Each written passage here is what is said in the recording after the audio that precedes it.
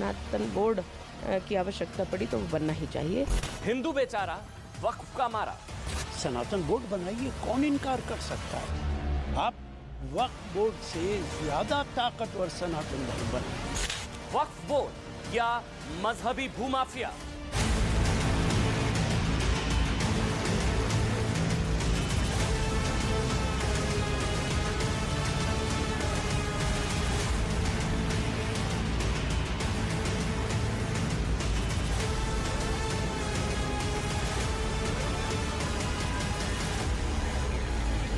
सनातन धर्म पीठ और सनातन धर्म संसद की बात हो रही है, बिल्कुल सही है।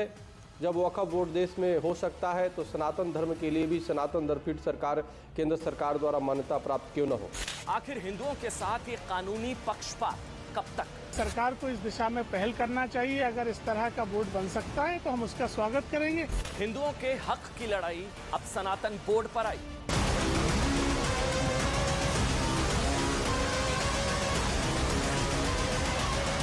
अब की बार सनातन बोर्ड पर आर पार। मतलब सोचिए, एक सुबह आप सोकर उठे, आपके किराएदार आपके दरवाजे पर खड़ा हो और वो आपसे कहे कि आज से वही मकान का मालिक है और आपका घर उसका घर है। आपको घर खाली करना होगा।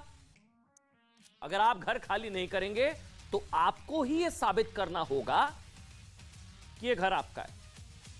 आप उससे कहेंगे कि वो दावा किस आधार पर कर रहा है भाई, आप ये कहेंगे उसको।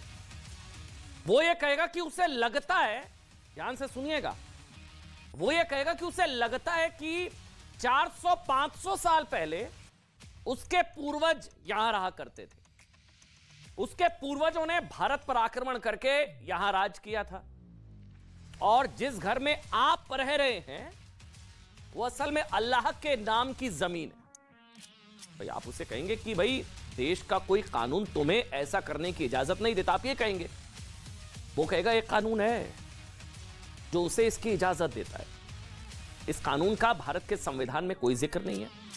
यह कानून आपके जीने के अधिकार का भी उल्लंघन करता है, लेकिन यह कानून उसे आपकी जमीन पर कब्जा करने का अधिकार देता है। इस एक तरफा कानून का नाम है वक्फ एक्ट 1995। ये आप सुनेंगे, एक्सक्लूसिव रिपोर्ट है, हैरान हो जाएंगे आप। वक्फ कानून के तहत अगर वक्फ बोर्ड को किसी भी वजह से, बहुत ध्यान से सुनिएगा, अगर वक्फ बोर्ड को किसी भी वजह से लगता है कि किसी ट्रस्ट या सोसाइटी के नाम पर रजिस्टर्ड जमीन उसकी है, किसी भी वजह से उसको लगता है, तो वो उस पर अपना दावा कर सकता है, किसी भी जमीन पर और किसी की भी जमीन पर, और उसे वक्फ की वो जमीन बता सकता है। इस तरह से वक्फ बोर्ड के पास आज की तारीख में 8 लाख एकड़ से ज्यादा की जमीन हो चुकी है। 8 लाख एकड़, जिस पर सोचिए दिल्ली जैसे 2.5 और मुंबई जैसे 5 शहर बस सकते हैं। हुए हैरान हुए आप? फिर से सुनिए, वक्फ बोर्ड के पास आज की तारीख में 8 लाख एकड़ से ज्यादा की जमीन हो चुकी है, जिस पर दिल्ली जैसे 2.5 शहर और मुंबई जैसे 5 शहर बस सकते हैं। अच्छा, अब आपको लगेगा भाई कि जो दावा कर रहा है वो ये साबित कर दे कि जमीन उसकी है या उसकी संपत्ति है। जो ये दावा कर रहा है, होना भी यही चाहिए भाई कि उसको साबित करना चाहिए, लेकिन ऐसा भी नहीं है। जिसकी जमीन है उस पर मालिकाना हक साबित करने की जिम्मेदारी भी उसी की होगी।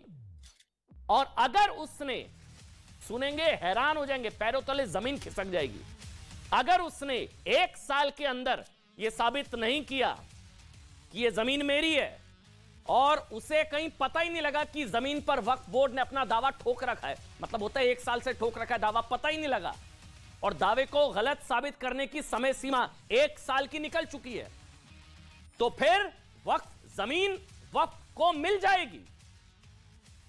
अगर इसका विरोध भी करना है ना, तो आप सीधे हाई कोर्ट या सुप्रीम कोर्ट नहीं जा सकते। अब जो बताने जा रहा हूं आप हैरान हो जाएंगे। आप हाई कोर्ट सुप्रीम कोर्ट नहीं जा सकते हैं, बल्कि आपको जाना भी वक्फ बोर्ड ट्राइब्यूनल के पास होगा। अब वहां पर कौन लोग होंगे? इस्लाम के जानकार बैठे होंगे जो पहले से आपकी प्रॉपर्टी पर दावा ठोकर बैठे हैं, उन्हीं के पास आपको जाना होगा, हाई कोर्ट सुप्रीम कोर्ट नहीं।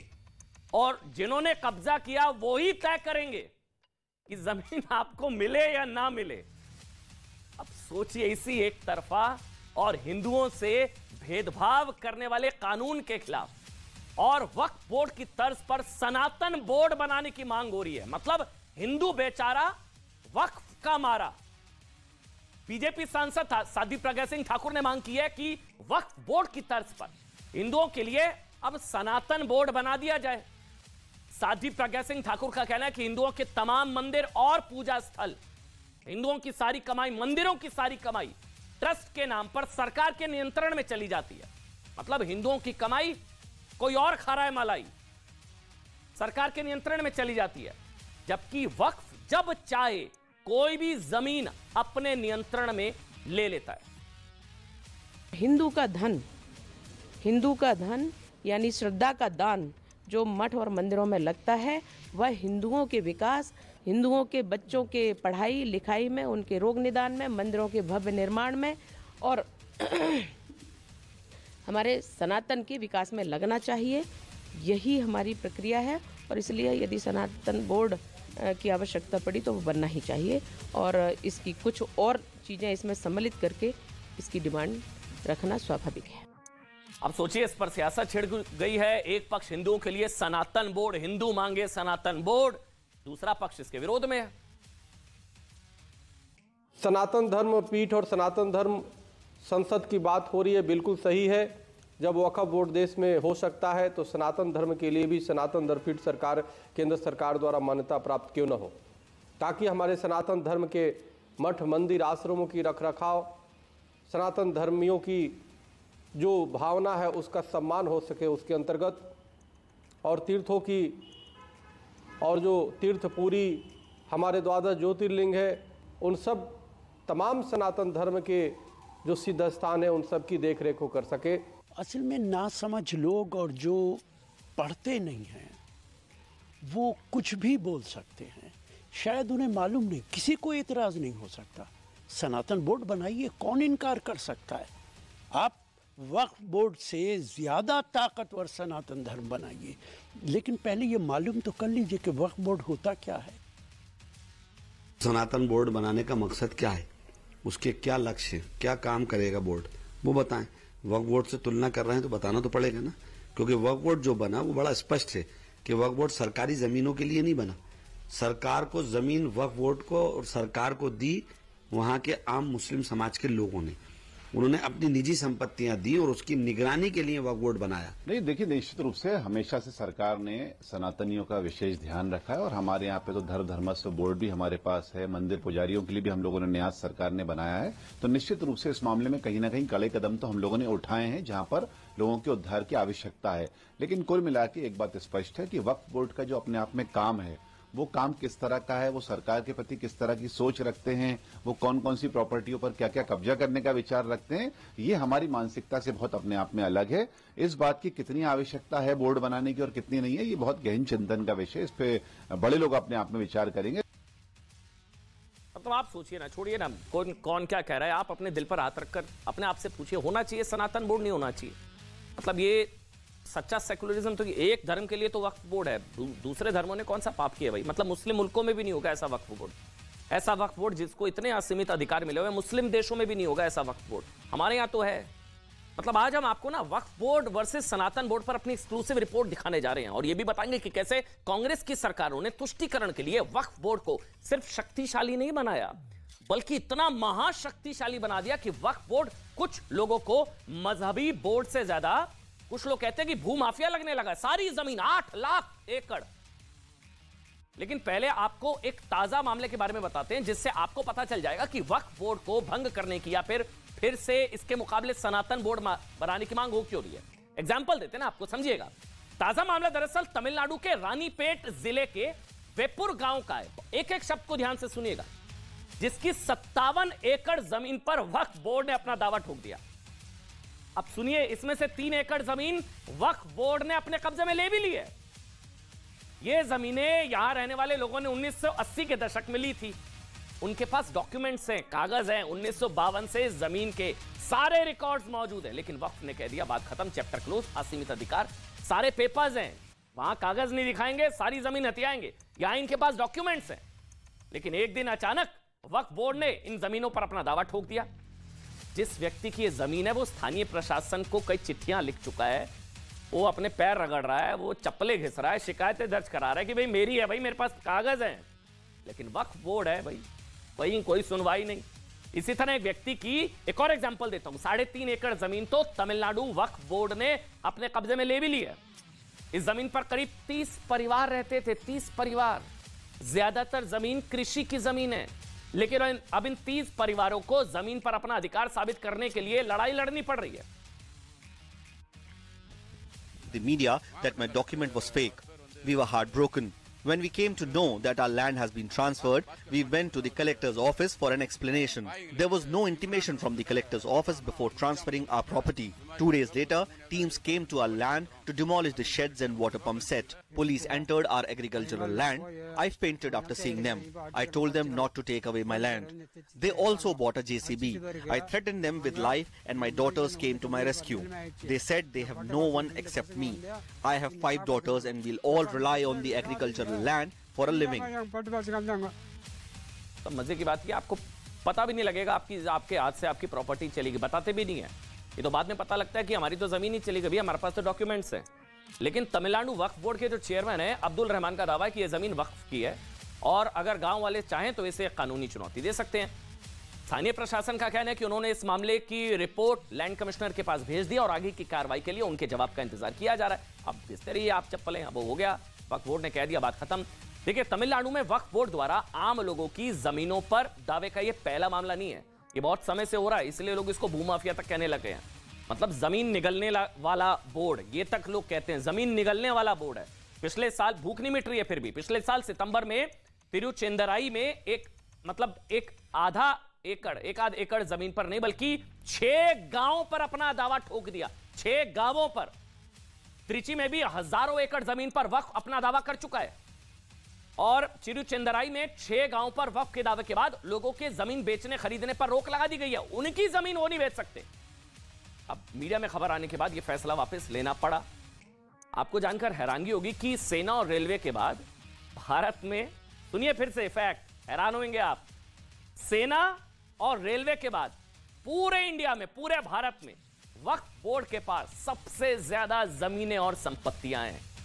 जी हां, अब होता क्या है वक्फ, ये जो शब्द है वक्फ, अब होता क्या मैं समझाता हूं। देखिए, वक्फ अरबी भाषा का एक शब्द है जिसका अर्थ यह होता है कि खुदा के नाम पर दान की गई संपत्ति या वस्तु।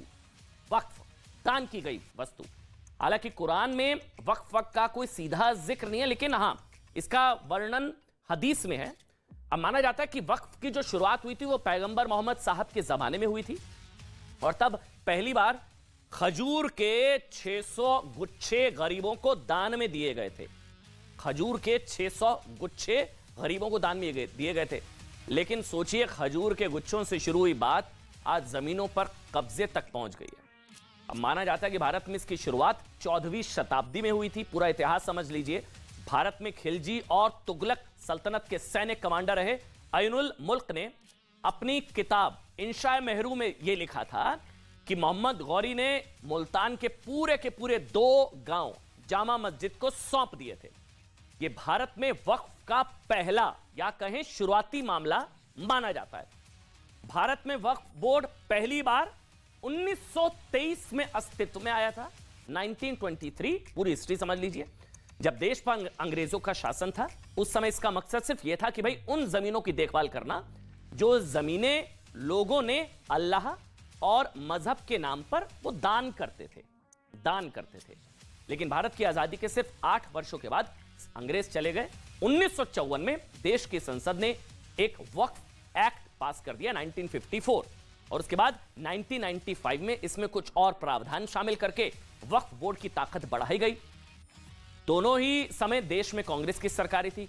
1954 में प्रधानमंत्री जवाहरलाल नेहरू जी थे और 1995 में पीवी नरसिम्हा राव जी थे। इसके बाद क्या हुआ? यूपी के सरकार के दौरान 2014 के चुनाव, अच्छा ये फैक्ट बहुत ध्यान से सुनिएगा। इसके बाद क्या हुआ? यूपीए की सरकार के दौरान 2014 के लोकसभा चुनावों से ऐन पहले इसमें कुछ और बदलाव किए गए और इन बदलावों के साथ वक्फ बोर्ड को महाशक्तिशाली बना दिया गया, इतना शक्तिशाली कि जमीनों पर वक्फ बोर्ड के फैसले लगभग आखिरी फैसले साबित होने लगे। वैसे वक्फ एक्ट के सेक्शन 8 के मुताबिक, अब एक्ट में क्या है वो भी सुनिए। वक्फ एक्ट के सेक्शन 8 के मुताबिक वक्फ किसी भी जमीन का सर्वे कराएगा। वक्फ ने कह दिया ये हमारी है तो सर्वे होगा, और सर्वे का खर्च कौन उठाएगा? चलिए सोचिए, आप सोचिए कौन वक्फ ने कह दिया हमारी जमीन है, इसका सर्वे होना का। अब सर्वे होगा तो खर्चा कौन उठाएगा? सरकार उठाती है खर्चा जी। यानी कि वक्फ किसी भी जमीन पर अगर सर्वे कराना चाहता है और कराने का आदेश दे सकता है, और सर्वे का खर्चा भी सरकार की जेब से जाएगा। अब सरकार की जेब से जाएगा मतलब सरकार के पास पैसा कहां से आता है? आपकी और हमारी जेब से ना भाई। हम लोग टैक्स देते हैं, जो हम सरकार को टैक्स के रूप में देते हैं, सरकार के पास वही पैसा है। लेकिन वक्फ बोर्ड के सर्वे का खर्च भी इसको इस तरह से समझिए, आपके हमारे टैक्स के पैसे से हो रहा है, आप और हम उठा रहे हैं। यानी कि वक्फ की कथित जमीन पर सर्वे के लिए पैसा भी आपकी हमारी जेब से जाएगा। हो सकता है हमारी जमीन पर कब्जा हो जाए और उसके सर्वे के लिए हमारी जेब से पैसा जा रहा हो। हाँ जी बिल्कुल, जानकारों के मुताबिक ये सीधे सीधे संविधान के आर्टिकल 27 का उल्लंघन है, क्योंकि संविधान का आर्टिकल 27 कहता है कि लोगों को किसी भी धर्म के नाम पर टैक्स देने के लिए बाध्य नहीं किया जा सकता। और सुनिए, वक्फ कानून का सेक्शन 40/3 कहता है, यह सबसे विवादास्पद सेक्शन है, जिसके तहत अगर वक्फ को किसी भी वजह से लगता है कि किसी सोसाइटी या ट्रस्ट पर वक्फ का हक बनता है, उनको लगता है भाई, तो बोर्ड उस संपत्ति की जांच करा सकता है और उसे अपने कब्जे में ले सकता है। ले लिया कब्जे में, करते रहिए जो करना है। अब यह ट्रस्ट, सोसाइटी या व्यक्ति को साबित करना पड़ेगा कि वक्फ का दावा गलत है, और वो भी 1 साल के अंदर अंदर। 1 साल के अंदर अंदर अगर ऐसा नहीं हुआ तो जमीन वक्फ की हो जाएगी। 1 साल में साबित करिए और गलती से पता नहीं लगा तो गई जमीन। मतलब वक्फ एक्ट के सेक्शन 54 को सुनिए आप। सेक्शन 54 के मुताबिक अगर वक्फ बोर्ड को लगता है कि उसकी किसी संपत्ति पर अतिक्रमण कर लिया गया है, मतलब वक्फ की जमीन पर अगर उसको लगता है कि अतिक्रमण हो गया, तो यह सरकार को यह अतिक्रमण हटाने के लिए कह सकता है। अब आप सोचिए, वक्फ के लिए सरकार जमीनें खाली कराएगी, तो इसका पैसा किसकी जेब से जाएगा? आपकी और हमारी जेब से। मतलब वक्फ बोर्ड में कोई भी गैर मुसलमान शामिल नहीं होता। सुनिए, वक्फ बोर्ड में कोई भी गैर मुसलमान शामिल नहीं होता है। जमीन जा सकती है आपकी हिंदुओं की, लेकिन बोर्ड में कोई भी गैर मुसलमान नहीं होगा। इसका चेयरपर्सन भी मुसलमान होता है। इसके अलावा एक इस्लामिक धर्मगुरु होता है। इसमें राज्य सरकार के द्वारा चुना गया एक मुस्लिम सदस्य भी होता है, जो सरकारी अधिकारी होता है। इसकी रैंक ज्वाइंट सेक्रेटरी से नीचे नहीं होनी चाहिए। तुष्टीकरण के नाम पर क्या चल रहा है देश में, सोचिए। इसके अलावा 2 सदस्यों का चुनाव उस राज्य के मुस्लिम सांसद, विधानसभा और विधान परिषद के मुस्लिम विधायक और बार काउंसिल के मुस्लिम सदस्य करते हैं। इसके अलावा सेक्शन 85 के तहत एक वक्फ ट्राइब्यूनल भी होता है। वक्फ ट्राइब्यूनल जो जमीनों और संपत्तियों से जुड़े विवादों की सुनवाई करता है।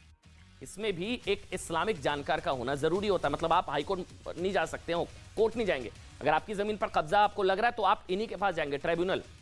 वक्फ ट्राइब्यूनल ही वक्फ से जुड़े विवादों पर फैसले लेता है, और इसके फैसले अंतिम फैसले, लास्ट, खत्म, चैप्टर क्लोज।